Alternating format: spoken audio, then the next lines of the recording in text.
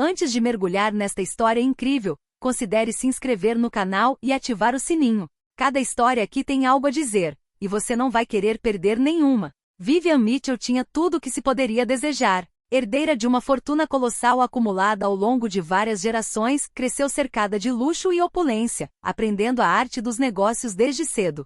Dona de um império diversificado, incluindo empresas nos setores imobiliário, financeiro e artístico, era também uma ávida colecionadora, com obras raras penduradas nas paredes de sua ampla mansão em um dos bairros mais prestigiados de Nova York, o Upper East Side. Filantropa respeitada, financiou programas educacionais e hospitais, usando sua influência para melhorar a vida de outras pessoas. A alta sociedade nova-iorquina a conhecia como elegante, forte e intocável, um pilar de influência nos círculos mais exclusivos.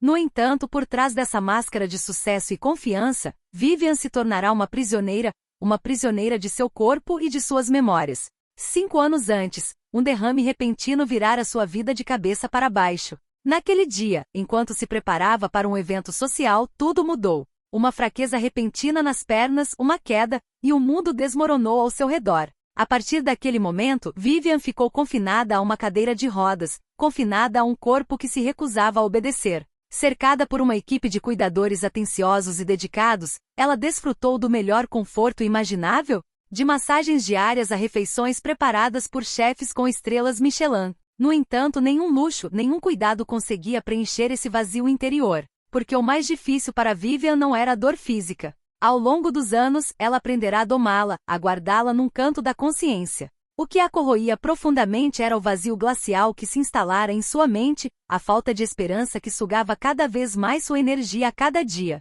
Ela não acreditava mais em nada. Não acreditava mais na medicina, que insistia em lhe dizer que sua recuperação seria limitada. Não acreditava mais na esperança, aquela palavra que se tornará pesada demais para suportar. Não acreditava mais em si mesma, na mulher forte e independente que um dia fora e que agora lutava para reconhecer. Todas as manhãs, ao nascer do sol sobre Manhattan, Vivian sentava-se em sua grande cadeira de rodas perto da janela saliente que oferecia uma vista deslumbrante de seu jardim. Este jardim, com suas rosas centenárias, azaleias coloridas e grandes carvalhos centenários, era um oásis de vida. Sob a luz suave e tímida da primavera, as flores desabrochavam lentamente, lembrando Vivian das coisas mais belas que a natureza podia oferecer. Seu olhar frequentemente vagava por essas cores, pelo balé dos pássaros que vinham pousar nos galhos, pelo vento que farfalhava as folhas. Ela sonhava, como sonhava em caminhar novamente e em sentir a grama fresca sob os pés, em saborear aquela sensação simples e preciosa que tantos consideravam natural.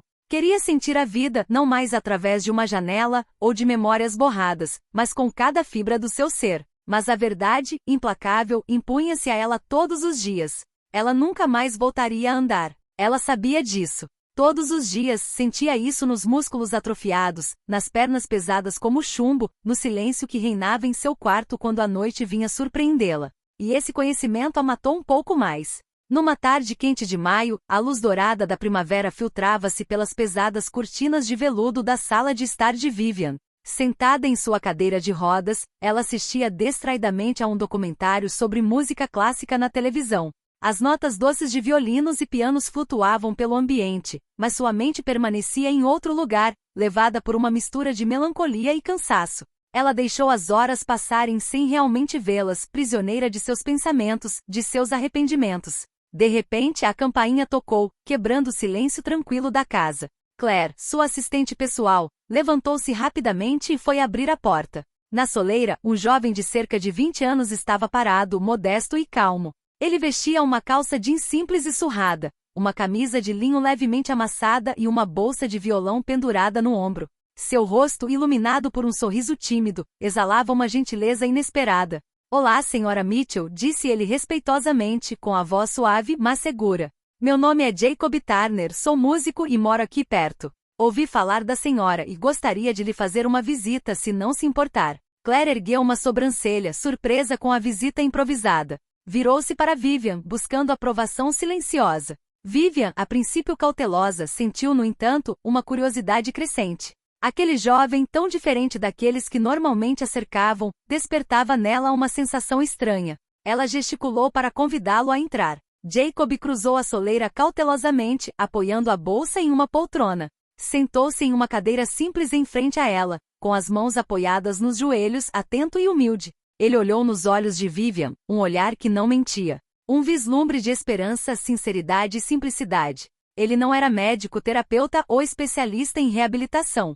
Era simplesmente um músico que acreditava que a música podia curar almas feridas, que as notas musicais podiam despertar partes de si mesmo que o corpo havia esquecido.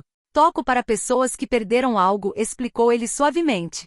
Seja a voz, a alegria, a confiança, ou até mesmo a força para caminhar. A música é uma ponte entre o corpo e a mente, uma linguagem universal que alcança onde as palavras falham. Vivian cruzou os braços, com um sorriso fraco e levemente amargo nos lábios. Ela não acreditava mais nisso. Como um simples músico poderia lhe devolver o que a medicina havia tirado? Ela conhecia a dura realidade de sua condição, as limitações do corpo e as certezas dos médicos. No entanto, naquele sorriso, naquela presença simples, mas verdadeira, ela sentiu uma pequena chama acender, quase esquecida. Talvez, apenas talvez, houvesse outro jeito. Jacob voltou no dia seguinte, e no outro, sem nunca faltar a um compromisso. Todas as tardes, sentava-se na ampla sala de estar iluminada, colocava delicadamente o violão no colo e tocava melodias que pareciam acariciar a alma de Vivian. Às vezes eram jazz, leves e vibrantes, às vezes blues carregados de dor e esperança. Cada nota era um sopro, uma ponte entre dois mundos, o de Vivian, presa em seu corpo, e o da música que se infiltrava em suas veias.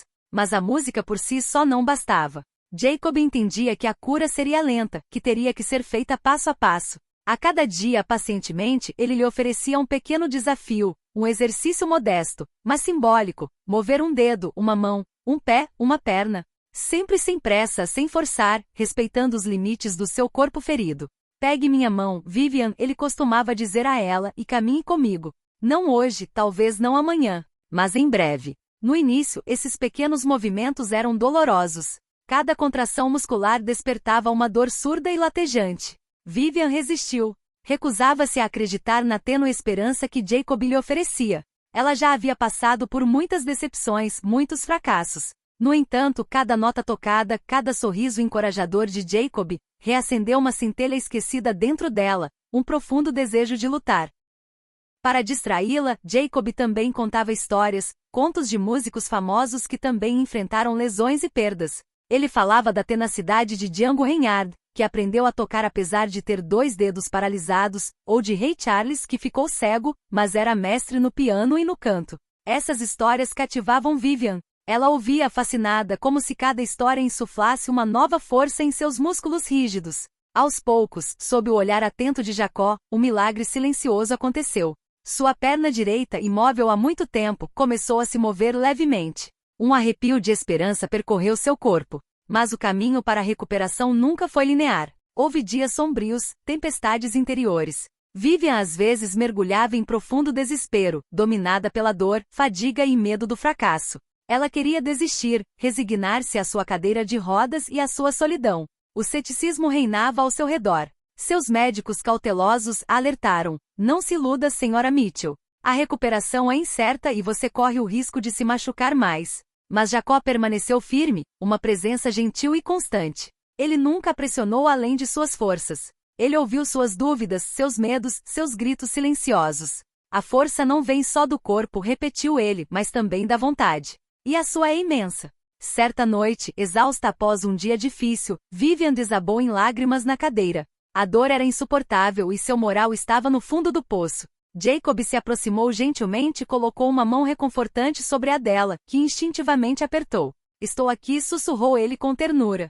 Pegue minha mão e volte a andar. Foi um ponto de virada. Uma promessa silenciosa. Um pacto entre duas almas, a que ainda acreditava e a que queria reencontrar a vida. As semanas seguintes foram uma mistura intensa de esforço, esperança e dor. Todas as manhãs, incentivada por Jacob e animada pela música que ele tocava por toda a casa, Vivian treinava com determinação renovada. Os movimentos, inicialmente hesitantes e fracos, gradualmente se transformaram em gestos mais seguros. Ela começou trabalhando na mobilização das pernas, cada músculo revigorado por meio de exercícios diários, repetidos incansavelmente. Jacob estava presente a cada passo do caminho, guiando-a pacientemente, apoiando-a em momentos de dúvida e exaustão.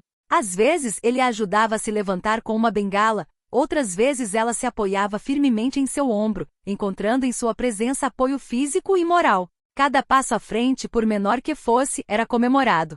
Um aperto de mão, um sorriso compartilhado, um olhar cheio de promessas. Então, numa clara manhã de verão, enquanto os raios dourados do sol inundavam o cômodo, Vivian parou diante da grande janela da sala de estar, ainda sem fôlego, com as mãos trêmulas.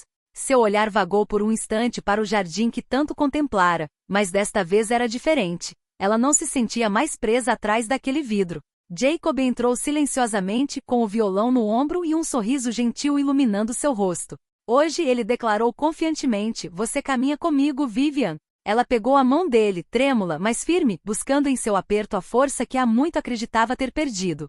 Um pé hesitou, depois lentamente se colocou à frente do outro. Todo seu corpo se concentrou naquele gesto frágil, naquele renascimento frágil. 2, 3 passos.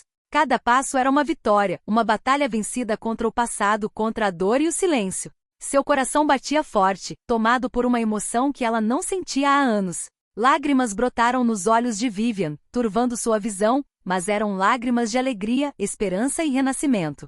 Estou andando de novo, ela sussurrou com a voz trêmula, quase incrédula. Jacó, comovido até as lágrimas, deu-lhe um sorriso terno. Naquele momento de suspensão, tudo parecia possível. A música havia alcançado o que a ciência e a medicina não conseguiram: devolver a Vivian a liberdade de andar, a promessa de uma nova vida. Vários meses se passaram desde aquele dia memorável em que Vivian recuperou o uso das pernas. A cada semana, ela reforçava sua recém-descoberta liberdade com caminhadas regulares ao redor de sua casa e, em seguida, no jardim que margeava a mansão. Naquela manhã, finalmente pronta, ela saiu de casa pela primeira vez acompanhada por Jacob, seu guia, seu amigo e, de certa forma, seu salvador. O sol acariciava suavemente as folhas das árvores, e uma brisa leve trazia consigo os aromas frescos e revigorantes da primavera.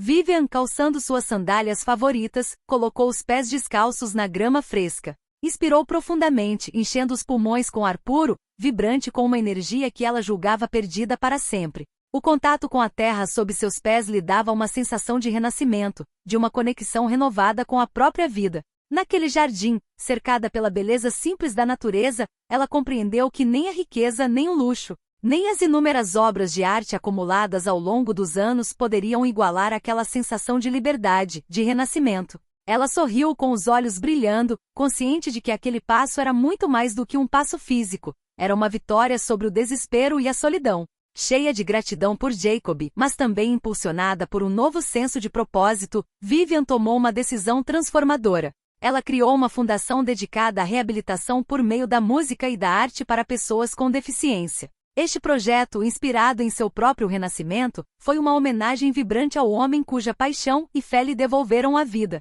Nos meses seguintes, a fundação cresceu, apoiando programas inovadores que combinavam musicoterapia, artes visuais e apoio psicológico. Vivian se dedicou de corpo e alma, determinada a oferecer aos outros o que Jacob lhe dera: esperança, força e uma sensação de alegria.